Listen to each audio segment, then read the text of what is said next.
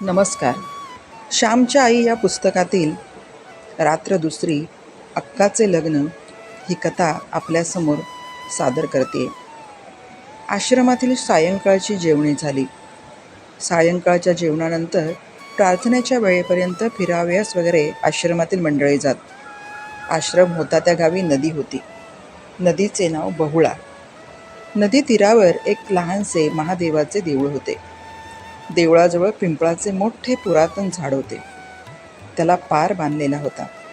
त्या पाराजवळ गावातील मंडळीही कधी कधी येऊन बसत असत. गोविंदा व श्याम बाहेर फिरावयास गेले होते. ते टेकडीवर जाऊन बसले होते. लहानगा गोविंदा पावा गोड वाजवीत असे. त्याने आपली बांबूची बासरी बरोबर घेतली होती आणि ती तो वाजवत होता. कवी हृदयाचा श्याम ऐकत होता. एकाएकी गोविंदा थांबला आणि त्याने श्यामकडे पाहिले. श्यामचे डोळे मिटलेले होते. तोंडावर गोड आणि मधुर असे तेज होते. चलताना आश्रमात प्रार्थनेची वेळ होईल. श्यामने डोळे उघडले. श्याम म्हणाला, गोविंदा, बासरी म्हणजे एक दिव्य वस्तू आहे. कृष्णाच्या मुरलीने पशुपक्षी दगडधोंडे विरघळून जात. ते बायकांच्या गाण्यात आहे ना वर्णन. यमुनाबाई वाहे स्थिर नादे लुब्ध समीर रे, हालविना तरुवर पुष्प फळ पाणरे, गोपीनाथा आले आले सारुणिया कामरे, वृंदावनी वाजवी शिवेनू जरा थांबरे. गोविंदा, लहानपणी कोकणात सृष्टीच्या दिवसात पावसाळ्यात मी गोवऱ्यांबरोबर रानात जात असे. गाई गुरे चरत गोवारी अलगुजे वाजवीत. माझे चुलते छान अलगुजे करीत. लहानशी बांबूची नळी, पण तिच्यात केवढी शक्ती. हल्ली ती ब्रासची वगैरे कर्कश परदेशी अलगुजे विकत घेतात. 2 रुपये त्यांना पडतात. परंतु खेड्यापाड्यातील गोरगरिबांना ही बासरी आहे. मधुर, सुलभ, सुंदर. बासरी हे आपले राष्ट्रीय वाद्य आहे. श्रीकृष्णाने ते रूढ केले. 7 लाख खेड्यात ते वाजविले जात आहे. वाजव, आळवते गीत. परंतु ती पहा घंटा वाजत आहेत. प्रार्थनेत चला, गोविंदा म्हणाला. हो चला. काय रे गोविंदा, काल मी बराच वेळ सांगत बसलो का रे?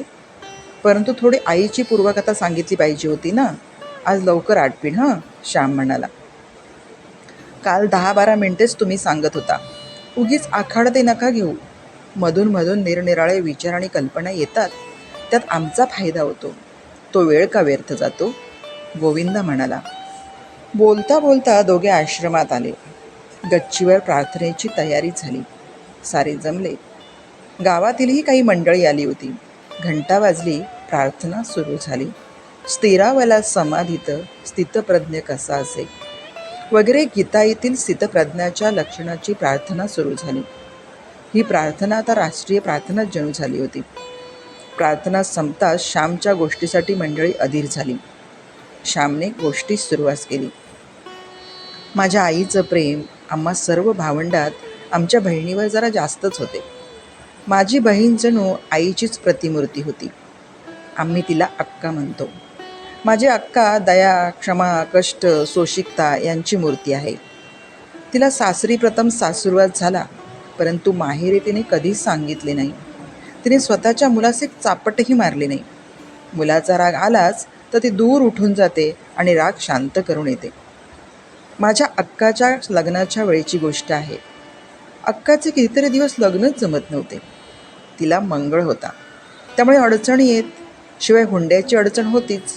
आमचे नाव होते मोठे, बडे घर पोकळवासा, अशातली गत झाली होती. पूर्वीच्या इंतमामाप्रमाणे राहावे असे काही मंडळीच घरात वाटे. कर्ज वाढत होते. माझ्या अक्काला 17 ठिकाणी नाचवली. कुठे मुलगी पसंत पडली तर कुठे हुंडा आडे. हुंडा म्हणजे मुलीच्या मानेवरचा धोंडा असतो. या हुंडाच्या त्रासाने मुलीच्या शरीराची वाढही नीट होत नाही. त्यांना आतून चिंता जाळीत असते. मुलगी वाढत चालली. एकदा लवकर उरकलेच पाहिजे. कुठे बयेचा नवरा असेल कुणास माहीत, असे शब्द मुलीच्या कानावर येत. त्यांना जीव नकोसे होत. आपल्या देशातली तरुण नादन या हुंड्याची चाल नाहीशी व्हावी म्हणून 20 वर्षापूर्वी स्नेहलतेने बंगालमध्ये स्वतःला जाळून घेतले. त्यावेळेस क्षणभर तरुणांनी हुल्लड केली. सभा भरवल्या, ठराव केले. परंतु पुन्हा सारे थंड. हुंडे पाहिजेत, शिक्षणाचा खर्च पाहिजेत. अंगठी पाहिजे, दुचाकी पाहिजे, घड्याळ पाहिजे. मुलीचे पैसे घेणे वा मुलाचे घेणे दोन्ही गोष्टी सारख्या निंदेच. गाईसही विकू नये असे सांगणारा माझा थोर धर्म, परंतु त्याच धर्माने अनुयायी मुलामुलींसही विकतात, याकरता अधर्म कोणता? तोंडाने धर्माचा तोरा सारे मिरवतात, पण कृतीने धर्माची सारी थट्टाच असते. उदार हृदये ज्यांची असावीत ते तरुणही मेलेलेच. निंद्य गोष्टीबद्दल बंड उभारण्यापर्यंत जोपर्यंत धैर्य होत नाही तोपर्यंत काही नाही. आपल्या बहिणीच्या जीवनाचा कोंडमारणा करणाऱ्या रूढी आणि चाली ज्यांना टाकवत नाहीत त्यांना स्वातंत्र्यप्रिय आहे हे मी कसे म्हणू? असे जगाने कसे म्हणावे? परंतु जाऊ दे, मी भावनाभरात कुठेतरी वाहत चाललो. तुम्ही भलतीकडे वाहत चाललेत तरी आम्हाला मधच मिळणार. आड रानात शिरलात तरी फुलंच दाखविणार. तुम्ही बोलत राहिलेत म्हणजे पुंगी ऐकून नाग डोलतो तसा आमचा अंतरात्मा डोलू लागतो. नामदेव म्हणाला, तुमचे काही असो ते गोड लागते.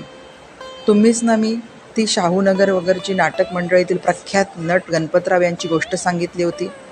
हॅम्लेटचे नाटक जाहीर केलेले असावे, परंतु गणपतराव रंगभूमीवर येऊन तुकाराम नाटकातीलच बोलू लागत. प्रेक्षक म्हणत तेच चालू राहू दे. गणपतरावांचे सारेच छान, तसेच तुमचेही.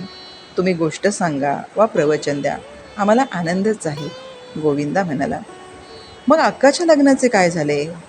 रामने विचारले. श्याम म्हणाला, रामची आपली मुद्द्याशी गाठ.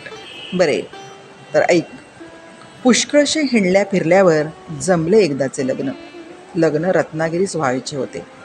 आम्हा सर्वांस पालगडाहून रत्नागिरीला जायचे होते. मी तेव्हा 6-7 वर्षाचा असे. मला फारसे आठवत नाही, परंतु आईस तो प्रसंग सांगत असे. मला तो खवळलेला समुद्र, त्या बैलगाड्या हे सारे आठवत आहे. गावातील आणि घरची 50-50 मंडळी निघाली. बरोबर गडी माणसे होती. बैलगाड्या हरणे बंदराला लागल्या. त्यावेळेस बोटीची फार वाईट स्थिती होती. हरणेला धक्का नव्हता. पडाव समुद्रात कमरेहून अधिक पाण्यात उभे असत. तांडेलाच्या खांद्यावर बसून त्या पडावात जाऊन बसायचे. नंतर ते पडाव बोटीजवळ जायचे. हरणे बंदर जरा त्रासाचेच होते, तरी देखील देखावा फार सुंदर आहे. हरणेचे पूर्वीचे नाव सुवर्णदुर्ग. हरणेच्या किल्ल्याच्या ओव्या बायकात रूढ आहेत. हरणेच्या किल्ल्यावरी तोफा मारिल्या दुहेरी, चंद्र काढीला बाहेरी इंग्रजांनी. चंद्रसेन राजाला इंग्रजांनी बाहेर काढला असेही ओवी सांगते. हरणेच्या समुद्र तीरावर नारळीची घनदाट वने आहेत. समोरच उचंबळणारा सागर पाहून ती माडाची झाडे आपल्या मानासारख्या नाचवीत असतात. समुद्राची गंभीर गर्जना 6-6 कोस ऐकू येते. हरणेला दीपगृह आहे. उंच टेकडीवर लाल फिरता दिवा आहे. येथे खडक आहेत अशी सूचना न बोलता ते गलबताच देत असतो. संतही असेच उंच जीवनावर उभे राहून जगाला मुकेपणाने मार्गदर्शन करीत असतात. संत हे भवसागरातील दीपस्तंभच. संत कृपेचे हे दीप करीती साधका निष्पाप. अशा अभंगाचा चरण असलेल्या जमलेल्या गावातील मंडळींपैकी एकाने म्हटला, खेडेगावातील वारकरी वगैरेच्या तोंडी कितीतरी अभंग ओव्या वगैरे असतात. त्यांना जितके पाठांतर असते तेवढे आम्हा सुशिक्षिताच नसते. सुशिक्षितांस इंग्रजी कवी माहीत असतात, त्यांची वचने त्यांना पाठ, परंतु ज्ञानोबा तुकाराम यांची त्यांना आठवणही नसते. श्याम म्हणाला, तो लाल दिवा रात्री किती सुंदर दिसतो. रात्री आकाशात चंद्र असावा, समुद्राला प्रेमाची भरती येत असावी.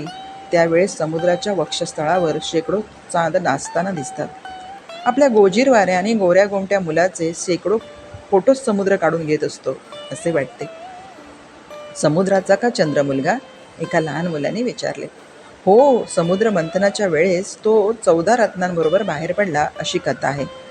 परभारे नामदेवनेच उत्तर दिले. श्याम वर्णनाच्या भरात होता. आपल्या मुलाच्या अंगाखांद्यावर घालण्यासाठी समुद्राने दागदागिने आणले आहेत की काय असेही मनात येते. किंवा चंद्र शेकडो रूप घेऊन खाली लाटांशी खेळण्यासाठी उतरला आहे असे वाटते. सारी मौज असते. वारे वाहत असतात, नारळी डोळत असतात, लाटा उसळत असतात, दीप चमकत असतो, चंद्र मिरवत असतो आणि पडाव भरात असतो.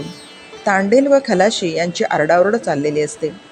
कोणाचे सामान राहून जाते, कोणाचे बदलते, कोणाचे हरवते, कोणाला पडाव लागतो, कोणाला उलटी येते. ती एखाद्याच्याच अंगावर होते, मग तो उसळतो. हिंदुस्थानातील सारी अव्यवस्था, सारा गोंधळ, सारा उदासीपणा, सारी सहानुभूती शून्यता तेथे दिसून येते. आम्ही पडावात बसलो. पडाव चालू झाले. वल्लवणारे वल्ली मारू लागले. चुबुक चुबुक पाणी वाजत होते. वाऱ्यांमुळे लाटांचे तुषार अंगावर उडत होते. शाब्बास, जोर से असे वल्लवणारे म्हणत होते. पडावात खेचाखेच होती. माझी आई अंगावरच्या मुलाला घेऊन बसली होती. माझी एक आत्याही तेथे बसली होती. आत्याच्याही अंगावर पिणारे मूल होते. आत्या आजारी असल्यामुळे तिच्या अंगावर दूध नव्हते. वरचे दूध मुलाला पाजित. परंतु वरच्या दुधाने तान्ह्या लेकरांना फारसे समाधान होत नाही. आईच्या दुधाची चव न्यारीच असते. ते नुसते दूध नसते, त्यात प्रेम आणि वात्सल्य असते. म्हणून ते दूध बाळाला बाळसे देते, तजेला देते. ज्या देण्यात प्रेम आहे त्या देण्याने देणारा आणि घेणारा दोघांना परम सुख होते. किनाऱ्यावरील बैलगाड्यांच्या बैलांच्या गळ्यातील घंटांचा आवाज दुरून कानावर येत होता. बंदरावरचे दिवे अंधूक दिसत होते. बोट दूर दिसाव्यास लागली होती. तिचा वरचा दिवा दिसू लागला तरी बोट बंदरात येऊन तिला पाडाव लागण्यास अर्धा तास लागणार होता. अरे चावतोस काय असा? काय आहे प्यायला त्यात? असे आत्या आपल्या मुलावर ओरडली. तो मुलगा अधिकच रडू लागला. काही केल्या राहीना. पडावातही गर्दी होती. इकडे तिकडे व्हाव्यात जागा नव्हती. आजूबाजूला जेव्हा पुष्कळ लोक असतात तेव्हा जर मूल रडाव्यास लागले तर आयांना मेल्यासारखे होते. आपल्या मुलाने हसावे, खेळावे, सर्वांनी त्याचे कौतुक करावे, त्याला घ्यावे, नाचवावे, मुके घ्यावे, यात आयांना परमानंद असतो. ते पाहून कृतार्थ वाटते. परंतु मूल जर रडू लागले तर मात्र फजिती. हसऱ्या मुलाला सारे घेतात, रडणारा कोण घेणार? वास्तविक रडणाऱ्यालाच घेण्याची जास्त जरुरी असते. परंतु त्याचे सारं तिटकारा करतात. जगात सारे सुखाचे सोबती, दुःखाला कोणी नाही. दिनाला जगात कोणी नाही, पतिताला कोणी नाही. ज्याला सहानुभूतीची अत्यंत जरुरी त्यालाच त्याची अत्यंत वाण. दीन को दयालू दानी दुसरा न कोई. मूल रडू लागले तर ती कटकट होते. झालं काय कार्ट्याला रडायला? अहो असाच रोज रडतो वगैरे बोलणी आईच्या कानावर येतात. तिला वाटते की मुलासकट पृथ्वीच्या पोटात गडप व्हावे. चावचाव करणारी तमासगीर मंडळीच जगाच्या बाजारात फार. माझ्या आत्याला त्यावेळेस असेच झाले. मूल तर राहीना. माझी आई जवळच होती. माझ्या आईने आपल्या मुलास गड्याजवळ दिले व ती आत्याला म्हणाली, वंश माझ्याजवळ द्या त्याला, मी त्याला घेते हो. आईने प्रेमाने आत्याच्या मुलाला घेतले व त्याला पाजले. तो बाळ पोटभर माझ्या आईच्या अंगावर प्याला, हसू खेळू लागला. आई त्या लग्नात स्वतःच्या मुलासही रडवी, परंतु वंशच्या मुलाला अगोदर शांत करी. मुलांना काय, गोड दूध आईचे मिळाले की रोज असते. आत्याचे मूल रडू लागताच आईने घ्यावे, पाजावे. आईने कधी कुरकुर केली नाही. उलट तिला त्यात परमधन्यता वाटे, परम सुख आणि समाधान वाटे. माझी आई ही गोष्ट एखाद्या वेळेस सांगे आणि म्हणे, श्याम, अरे जवळ असेल ते दुसऱ्यास द्यावे, दुसऱ्याचे अश्रू थांबवावे, त्याला हसवावे, सुखवावे. या आनंदासारखा आनंद नाही. स्वतःच्या मुलाचे श्याम कोणीही कोडकौतुक करेल, परंतु दुसऱ्याच्या मुलाचे करेल तितक्याच प्रेमाने करेल तोच थोर. धन्यवाद. पुढील तिसरी रात्र ही गोष्ट पुढे पाहणार आहोत. धन्यवाद.